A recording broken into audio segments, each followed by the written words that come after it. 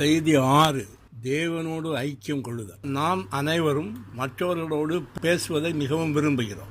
அதிலும் குறிப்பாக பெரிய பதவியில் உள்ளவர்களோடு, அதாவது மந்திரிகள், பிரதம மந்திரி, ஜனாதிபதி, அரசர்கள் போன்றவர்களோடு பேசுவதில் மிகவும் மகிழ்ச்சி அடைகிறோம். இப்பிரபஞ்சத்தில் உள்ள மிகப்பெரிய அதிகாரி தேவன். தேவனோடு பேசுவதுதான் மிக மகிழ்ச்சியை தரும். தேவன் நம்மோடு பேச விரும்புகிறார். நாம் தேவனோடு பேச வேண்டும். இப்படியாக தேவனும் நாமும் அளவலாவது, உரையாடுவது, ஒருவருக்கொருவர் சந்திப்பது, பேசிக்கொள்வது தான் ஐக்கியம் என்று சொல்லப்படுகிறது. இந்த செய்தியில் தேவனோடு ஐக்கியம் கொள்ளுதலை பற்றி நாம் பார்ப்போம். மனிதனுடைய ஆவிக்கு 3 முக்கியமான செயல்பாடுகள் அல்லது பகுதிகள் உண்டு. மனச்சாட்சி, உள்ளுணர்வு, ஐக்கியம். 2 கொரிந்தியர் 2:13 என் ஆவிக்கு அமைதல் இல்லாதிருந்தது. இது மனசாட்சியை குறிக்கிறது. மார்க் 2:8 இயேசு உடனே தம்முடைய ஆவியில் அறிந்து. இது உள்ளுணர்வை குறிக்கிறது. யோவான் 4:23 இது ஐக்கியத்தோடு தொடர்புடையது. இந்த 3 வசனங்களிலிருந்து நாம் என்ன பார்க்கிறோம் என்று சொன்னால், மனிதனுடைய ஆவிக்கு 3 முக்கியமான செயல்பாடுகள் அல்லது பகுதிகள் உண்டு என்பதை நாம் பார்க்கிறோம். மனசாட்சி, உள்ளுணர்வு, ஐக்கியம். மனசாட்சி பகுத்தறியும் ஒரு உறுப்பு. இது எது சரி எது தவறு என்று பகுத்தறிகிறது. ரோமர் 9:2 பரிசுத்த ஆவிக்குள் என் மனசாட்சியும் எனக்கு சாட்சியாக இருக்கிறது. இந்த வசனம் மனசாட்சியை பரிசுத்த ஆவிக்குள் அல்லது ஆவிக்குள் இருக்கிறது என்பதை சொல்லுகிறது.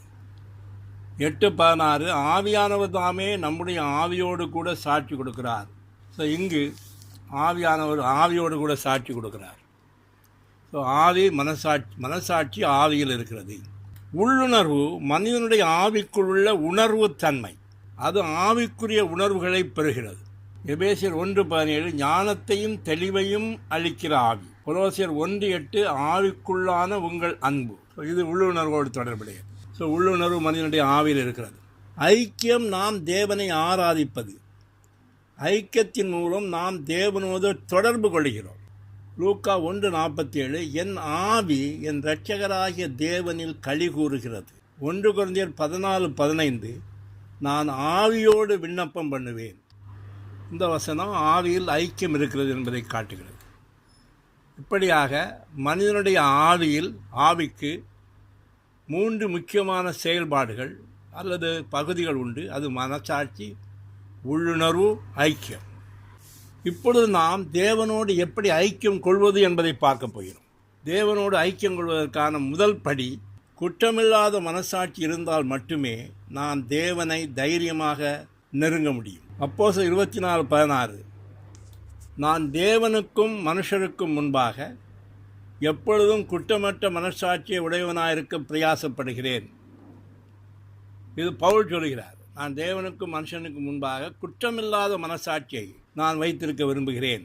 அதற்காக நான் பிரயாசப்படுகிறேன், முயற்சி பண்ணுகிறேன் என்று சொல்கிறார். 1 யோவான் 3:21 நம்முடைய இருதயம் நம்மை குற்றவாளி என்று தீர்க்காதிருந்தால் நாம் தேவனிடத்தில் தைரியம் கொண்டிருப்போம். இங்கே இருதயம் என்று சொல்கிறது. உண்மையில் இது இருதயத்தில் இருக்கிற மனசாட்சியை குறிக்கிறது. நம்முடைய மனசாட்சி நாம் குற்றமற்றவன் என்று சொன்னால் நாம் தேவனிடத்தில் தைரியமாக நெருங்க முடியும். எனவே குற்றமில்லாத மனசாட்சி நமக்கு தேவை. நாம் நம்முடைய ஆவிக்குள் சென்று அங்கு தரித்திருக்கும் போது, நிலைத்திருக்கும் போது, தங்கி இருக்கும் போது தேவனுடைய வெளிச்சத்தில் இருக்கிறோம்.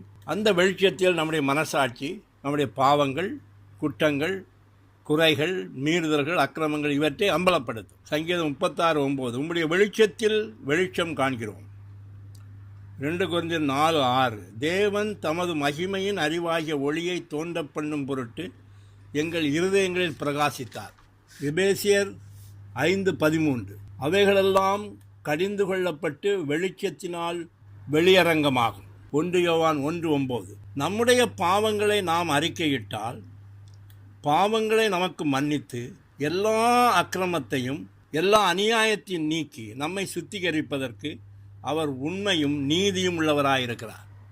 நம்முடைய பாவங்களை, குற்றங்களை, குறைகளை, அக்கிரமங்களை, மீறுதலை நாம் அறிக்கை செய்தால் அவர் எல்லாவற்றையும் மன்னித்து அவற்றை சுத்திகரிக்கிறார். எபிரேயர் 9:14 கிறிஸ்துவினுடைய இரத்தம் உங்கள் மனசாட்சியை சுத்திகரிப்பது எவ்வளவு நிச்சயம். இது ஐக்கியத்திற்கான முதல் படி. இரண்டாவது படி, ஆவியிலுள்ள உள்ளுணர்வு மூலம் தேவன் நம்மோடு பேசுகிறார். தேவன் வேறு எங்கும் பேச மாட்டார், மனதில் பேச மாட்டார். தேவன் நம்முடைய ஆவியில் பேசுகிறார், நம்முடைய காதில் பேச மாட்டார். ஆவியிலுள்ள உள்ளுணர்வு மூலம் தேவன் நம்மோடு பேசுகிறார். அவருடைய பேசுதலை நாம் பெற வேண்டும். என்னாகவும் 7:89. மோசே தேவனோடே பேசும்படி ஆசாரிப்பு கூடாரத்துக்குள் பிரவேசிக்கும் போது தன்னோடே பேசுகிறவன் சத்தம் சாட்சி பெட்டியின் மூடியிலிருந்து உண்டாக கேட்பான். தேவன் பழைய ஏற்பாட்டில் மகா பரிசுத்த ஸ்தலத்தில் சாட்சி பெட்டியின் மூடியிலிருந்து பேசினார். 2 கொரிந்தியர் 13:3. கிறிஸ்து எனக்குள்ளே பேசுகிறார் என்பதற்கு அத்தாட்சி தேடுகிறீர்கள். பவுல் சொல்கிறார், கிறிஸ்து என்கிட்ட பேசுகிறாரு. அப்போஸ்தலர் 8:29. ஆவியானவர் நீ போய் அந்த ரதத்துடனே சேர்ந்து கொள் என்று பிலிப்பிடம் சொன்னார். ஆவியானவர் பிலிப்பிடம் பேசுகிறார். எங்கே பேசுகிறார்? உள்ளுணர்வில். நம் உள்ளுணர்வு தேவனிடமிருந்து சில உணர்வுகளை பெறுகிறது. இதுதான் தேவனுடைய பேசுதல். தேவன் உள்ளுணர்வின் மூலமாக தான் பேசுகிறார். 1 யோவான் 2:20. நீங்கள் பரிசுத்தராலே அபிஷேகம் பெற்று சகலத்தையும் அறிந்திருக்கிறீர்கள். நம்மிடத்தில் அபிஷேகம் இருக்கிறது. அபிஷேகம் நம்மிடத்தில் இயங்கும் போது ஆவியானவர் இயங்குகிறார். ஆவியானவர் நம்முடைய ஆவியில் அசையும் போது நம்முடைய ஆவியில் இருக்கக்கூடிய உள்ளுணர்வு சில உணர்வுகளை பெறுகிறது. இந்த உணர்வே தேவனுடைய பேசுதல். உள்ளுணர்வின் உணர்வுகளுக்கு என்ன அர்த்தம் என்று மனம் விளக்கம் கொடுக்கும் போது நாம் தேவனுடைய பேசுதலை பெறுகிறோம். ஆவியில் உள்ளுணர்வு தேவனுடைய பேசுதலை உணர்வு மூலமாக பெறுகிறது. ஆனால் நம்முடைய ஆவி அந்த உணர்வுகளுக்கு எந்த அர்த்தம் என்று சொல்லாது. அதற்கு நம்முடைய மனம் தேவை. ஸோ மனம் உள்ளுணர்வின் உணர்வுகளுக்கு என்ன அர்த்தம் என்று சொல்லும்போது நாம் தேவனுடைய பேசுதலை பெறுகிறோம். அப்போஸ்தலர் 8:29. ஆவியானவர் நீ போய் அந்த ரதத்துடன் சேர்ந்து கொள் என்று பிலிப்பிடம் சொன்னார். பிலிப்பிடம் அவர் பேசுகிறார், அந்த ரதத்தில் போய் சேர்ந்துக அப்படின்ட்டு. யோவான் 8:55. ஆயினும் நீங்கள் அவரை அறியவில்லை, நான் அவரை அறிந்திருக்கிறேன். ரெண்டாவது அறியக்கூடிய அறிந்திருக்கிறது உள்ளுணர்வில்லாத அறிவதாகும். ஸோ எனவே தேவனோடு ஐக்கியம் கொள்வதனுடைய முதல் படி நமக்கு குற்றமற்ற மனசாட்சி தேவை. ரெண்டாவது நாம் தேவனுடைய பேசுதலை பெற வேண்டும். மூன்றாவது படி ஆவியிலுள்ள ஐக்கியத்தின் மூலம் நாம் தேவனிடம் பேசுகிறோம். எபேசியர் 6:18. எந்த சமயத்திலும் சகலவிதமான வேண்டுதலோடும் விண்ணப்பத்தோடும் ஆவியில் ஜெபம் பண்ணுங்கள். யோவான் 4:24. தேவன் ஆவியாக இருக்கிறார், அவரை தொழுது கொள்கிறோம், அவர் ஆவியோடு அவரை தொழுது கொள்ள வேண்டும். எனவே ஆவி தொழுது கொள்கிறதுக்கு ஆவி தேவை, அல்லது ஐக்கியம். நம் ஆவியுள்ள ஐக்கியத்தின் மூலம் நாம் தேவனோடு பேசுகிறோம். நம்முடைய பேசுதல் தேவனுடைய பேசுதலை அடிப்படையாக கொண்டது. நான் ஏதோ ஒன்றை பேசவில்லை, தேவன் பேசுதலை அடிப்படையாக வைத்து நாம் தேவனிடம் பேசுகிறோம். அப்போஸ்தலர் 10:13-14. பேதுருவே எழுந்திரு, அடித்து புசி என்று அவனுக்கு சொல்லும் ஒரு சத்தம் உண்டாயிற்று. அதற்கு பேதுரு அப்படியல்ல ஆண்டவரே என்றான். முதலில் தேவன் பேசுகிறார், பின்பு பேதுரு பேசுகிறார். ஸோ நம்முடைய பேசுதல் தேவனுடைய பேசுதலை அடிப்படையாக கொண்டிருக்கிறது. தேவனோடு ஐக்கியத்தை தொடர்ந்து செய்ய நம்மிடம் ஒரு புதுப்பிக்கப்பட்ட புரிந்து கொள்ளும் மனம் தேவை. எபேசியர் 4:23. உங்கள் உள்ளத்திலே புதிதான ஆவியுள்ளவர்களாகி. மனம் மிக முக்கியமானது. நமக்கு புதுப்பிக்கப்பட்ட புரிந்து கொள்ளும் ஒரு மனம் தேவை. அப்பொழுதுதான் தேவனுடைய பேசுதலை நாம் பெற முடியும், தேவனோடு நாம் பேச முடியும். தேவன் உள்ளுணர்வில் உணர்வுகளை கொடுத்து பேசுகிறார். அந்த உணர்வுகளுக்கு என்ன அர்த்தம் என்று சொல்ல நமக்கு புதுப்பிக்கப்பட்ட புரிந்து கொள்ளும் மனம் தேவை. அந்த மனம் உள்ளுணர்வின் உணர்வுகளுக்கு அர்த்தம் கொடுக்கும்போது நாம் தேவனுடைய பேசுதலை பெறுகிறோம். அதைத் தொடர்ந்து தேவனிடம் பேசுவதற்கு புதுப்பிக்கப்பட்ட புரிந்து கொள்ளும் மனம் நமக்கு தேவையானவற்றை தருகிறது. அதை வைத்துத்தான் நாம் தேவனிடம் பேசுகிறோம். எனவே தேவனோடு தொடர்ந்து ஐக்கியம் நாம் கொள்ள நமக்கு புதுப்பிக்கப்பட்ட புரிந்து கொள்ளக்கூடிய மனம் தேவை. ஐக்கியத்தை தொடங்குகிறவரும் முடிக்கிறவரும் தேவனே. வெளிப்படுத்தும் விசேஷம் 22:13. நான் அல்பாவும் ஒமேகாவும் ஆதியும் அந்தமும் முந்தினவரும் பிந்தினவருமாய் இருக்கிறேன்.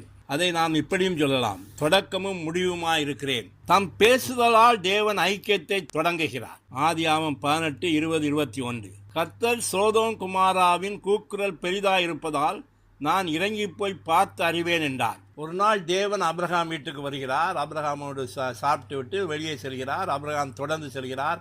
அப்பொழுது சோதோம் குமாராவை அழிப்பதை பற்றி அவர் பேசுகிறார். அப்பொழுது 50 நீதிமான் இருந்தால் அழிப்பீரா என்று ஆபிரகாம் சொல்கிறார். அழிக்க மாட்டேன் என்று தேவன் சொல்ல, தொடர்ந்து அவர்களுக்கு ஐக்கியப்பட்டு கொண்டிருக்கும் போது 10 இருந்தால் அழிப்பீரா என்று சொல்ல, 10 இருந்தால் கூட அழிக்க மாட்டேன் என்று சொல்கிறார். இப்படி அவர்கள் லோத்தை குறித்து ஐக்கியப்படுகிறார்கள். ஸோ இந்த ஐக்கியத்தை தொடங்குகிறவர் தேவன். தான் பேசுவதால் தேவன் ஐக்கியத்தை தொடங்குகிறார், தேவனே ஐக்கியத்தை முடிக்கிறார். ஆதியாகமம் 18:32-33.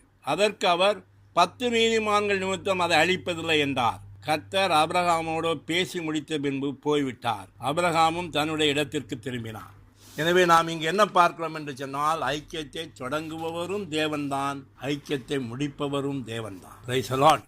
ஹல்லேலூயா. ஆமென். ஸோ மனிதனுடைய ஆவியில் 3 முக்கியமான செயல்பாடுகளான அல்லது பகுதிகளான மனசாட்சி, உள்ளுணர்வு, ஐக்கியம் என்பது இருக்கின்றன. மனசாட்சி ஒரு பகுத்தறியும் உறுப்பாக இருந்து அது எது சரி எது தவறு என்று நமக்கு சொல்லுகிறது. உள்ளுணர்வு மனிதனுடைய ஆவிக்குள்ள உணர்வுத்தன்மையாக இருக்கிறது, அது ஆவிக்குரிய உணர்வுகளை பெறுகிறது.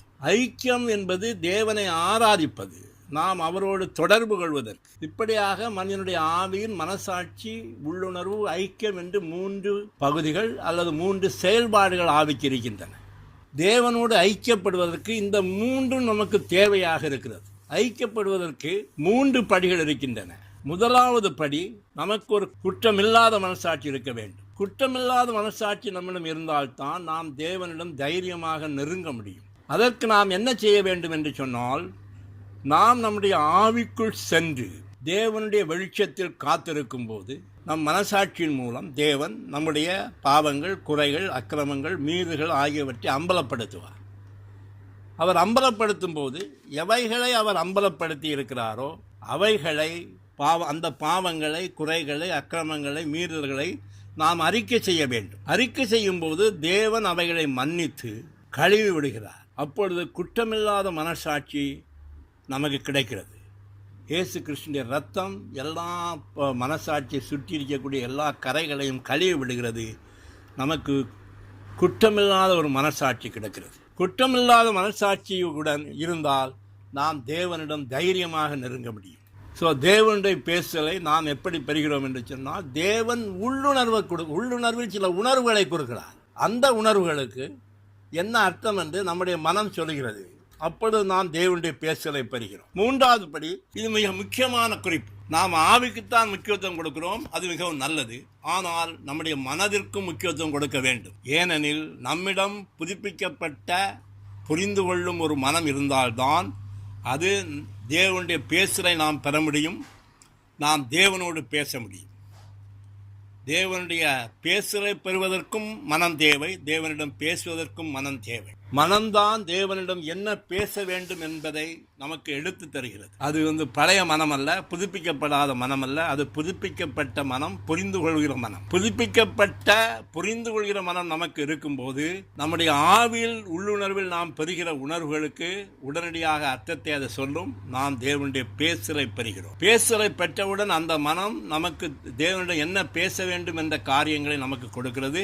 அதை நாம் தேவனிடம் பேசுகிறோம். ஐக்கியத்தை தொடங்குகிறவரும் முடிக்கிறவரும் அவர்தான். தேவன் பேசுகிறார், நாம் பேசுகிறோம். மீண்டும் தேவன் பேசுகிறார், மீண்டும் நாம் பேசுகிறோம். இப்படியாக ஐக்கியம் தொடர்ந்து சென்று கொண்டிருக்கிறது. ஒரு கட்டத்தில் தேவன் பேசுவதை நிறுத்தி விடுகிறார், அதோடு ஐக்கியம் நின்று விடுகிறது. எனவே ஐக்கியத்தை தொடங்குகிறவரும் தேவன்தான், ஐக்கியத்தை முடிக்கிறவரும் தேவன்தான். Praise the lord. ஸோ இப்போது நாம் என்ன செய்ய வேண்டும்? தேவனோடு ஐக்கியம் கொள்வதற்கு நாம் நம்முடைய ஆவிக்குள் சென்று தங்கி இருக்க வேண்டும். நாம் பேசாமல் இருக்க வேண்டும். நாம் முதலில் பேசக்கூடாது. நாம் தேவனை பேசுவதற்கு இடம் கொடுக்க வேண்டும். தேவன் முதலில் பேசட்டும். தேவன் பேசின பின்பு நாம் தொடர்ந்து பேசுவோம். இது சாதாரண விஷயம் அல்ல, இது மிக முக்கியமான விஷயம். உலகத்திலேயே மிகப்பெரிய விஷயம் என்னவென்று சொன்னால், தேவன் நம்மிடம் பேசுவதும் நாம் தேவனிடம் பேசுவதும். இது ஆனந்தமானது, பேரானந்தமானது. நம்ம ஆவியை பயிற்சி செய்து நாம் தேவனோடு பேசுவோமாக. அவர் நம்மோடு பேசட்டும். ஆமேன்.